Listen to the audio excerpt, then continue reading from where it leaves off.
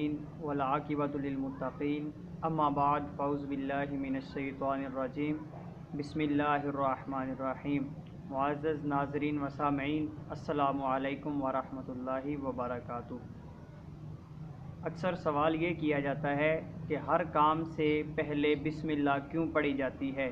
کیا اس کے کچھ فضائل و برکات بھی ہیں یا ویسے بسم اللہ پڑھی جاتی ہے؟ دیکھیے، بسم اللہ پڑھنے کے بہت زیادہ فوائد ہیں۔ اللہ رب العزت کی پیاری لاریب کتاب قرآن مجید بھی بسم اللہ سے ہی شروع کی گئی ہے۔ اس کے علاوہ علامہ احمد صاوی فرماتے ہیں کہ قرآن مجید کی ابتدا بسم اللہ الرحمن الرحیم سے اس لیے کی گئی تاکہ اللہ کے بندے اس کی پیروی کریں اور اچھے کام سے پہلے بسم اللہ الرحمن الرحیم لازمی پڑھیں۔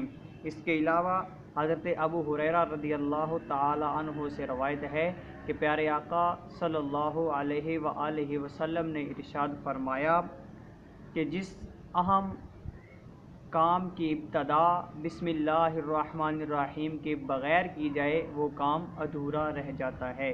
یعنی جو بھی نیک کام ہو، جو بھی اچھا کام ہو، اگر وہ بسم اللہ سے اس کی ابتدا نہ کی جائے تو وہ کام جو ہے وہ ادھورا رہ جاتا ہے۔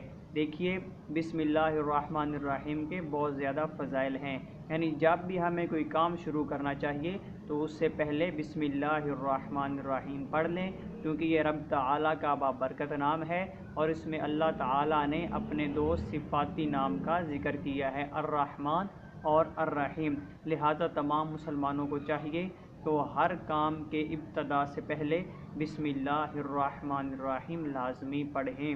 جزاک اللہ خیرہ۔